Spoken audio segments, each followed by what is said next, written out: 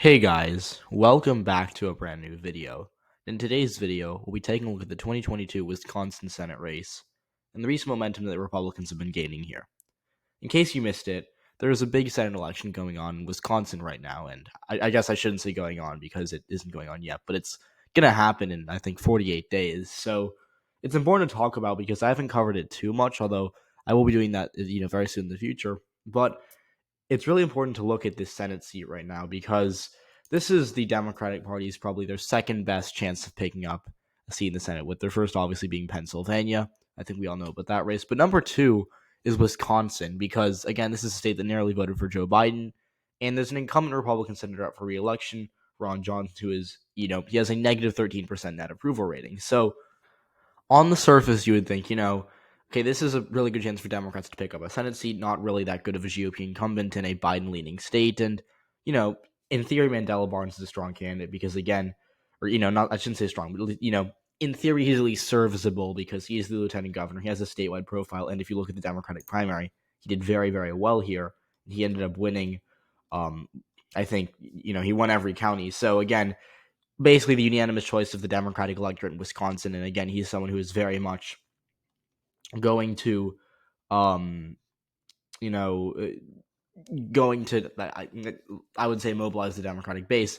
And so, again, like there are a lot of people who think this seat is a toss up or even going to flip to the Democrats. So I thought I'd talk about, the polls, what they're showing right now, and what how much we should look into the polls in Wisconsin, because again, those of you who've been following politics, dating back to 2020 or maybe 2016, know the polls in Wisconsin have been very, very questionable at times. So let's talk about where we're at right now. So if you take a look at the 2022 Wisconsin polling average, it is even, with Ron Johnson having a very narrow advantage, and this is pretty good for him because as you can see here, he's never led, and now he has, again, it's narrow, but he does have a lead now, and again, this is due to the new polls that have come in. But look, there was no denying that there's been a slew of good polls for Ron John. In fact, he has led in 5 of the past 6 polls, and this is solid for him because if you take a look at where he was a month ago, he was in a tougher spot. Again, Barnes led in 4 polls straight, and he even led in this Republican-leaning poll, Trafalgar, which again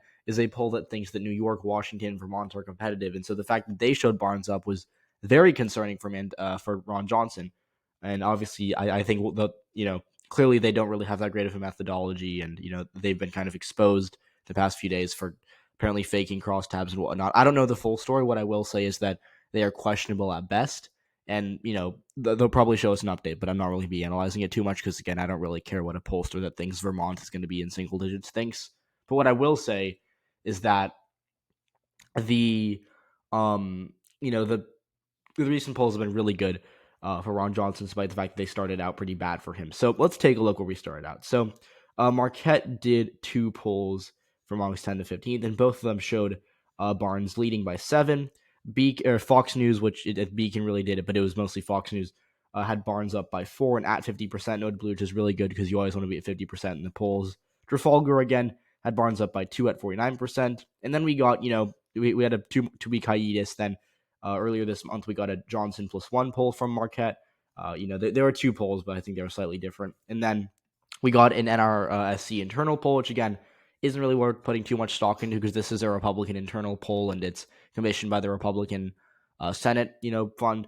So it's going to be biased towards Republicans, but it's still solid for Ron John that he's up by 4. And then recently we've had a Siena and Emerson poll, and they showed mixed results. So Siena had Barnes up by 1, but Emerson, which is notable because Emerson's been really interesting, had Johnson up by 4. And so look, this is all very good for Ron Johnson. Again, he has, you can chuck out the NRSC poll, and it's worth noting that the Marquette crosstabs were questionable because again, they did have Johnson winning the youth vote by I think 30%, which is not going to happen.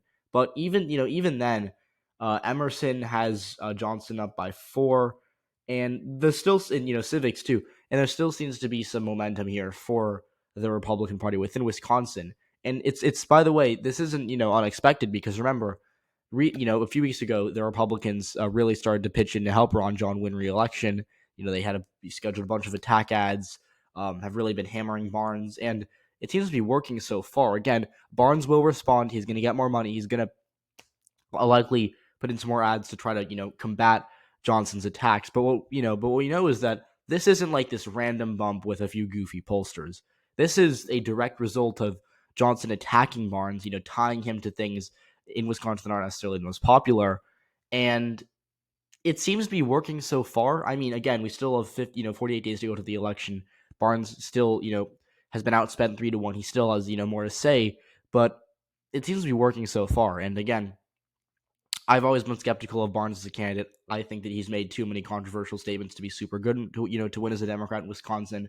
And I think that he's someone who doesn't really have a ton of appeal to the white working class, which is a big problem for Democrats in Wisconsin that they've been dealing with as of late. And so, it just the momentum is clearly there for Ron John, and it gets even better when you look at the polling average because again, he's basically even. He has a narrow lead, but if you look at 2016, which is when he won re-election, or if for his first time he won re-election, he never led in a single poll. If you take a look, the only poll he led in was this random Loris poll from early October that I'd never heard of. So he didn't lead in a single poll other than that. And look, some of these early leads from before the campaign started to heat up, he was down by a lot. Feingold plus 10, Feingold plus 9, Feingold plus 13, plus 11, plus 13, plus 10, plus 12, and even as recent, even as late as the middle of October, he was down by 12 in this one poll. And if you look at the final polls, from Marquette, or Marquette's up here, he was down by 1. Emerson, the poll that now has him up by 4, down by 5.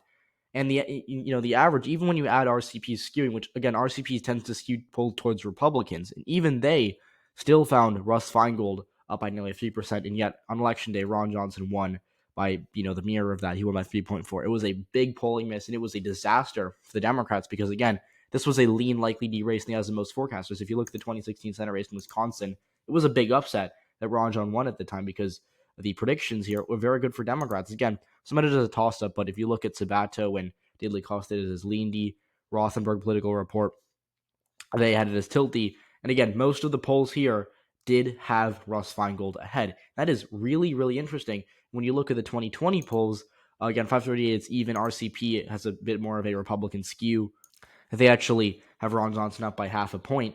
That's good because if you compare to 2016, he's outdoing his 2016 numbers. And at this point in 2016, go to mid-September, he hadn't led a single poll yet, and now he has momentum in the most recent polls. So that is undeniably very good for Ron Johnson. Again, here, we're being, look, you can make a lot of cases about these polls, but this is the thing. I don't want to be, because I've just missed a lot of polls. For example, in Georgia, there was a poll that came out that had Walker doing 50% better with Kelly Loeffler than with black voters, right? And I dismissed it. I was like, look, this poll has Walker outrunning Loeffler by unreasonable margins and still only has him up by 1% statewide. That poll goes in the garbage, and if anything, it's actually good for Raphael Warnock. And so, I don't want to cherry pick polls. Look, there are some problems with these Wisconsin polls. We know Ron Johnson will not be winning the youth vote by 30. We know that Emerson's been really weird as of late.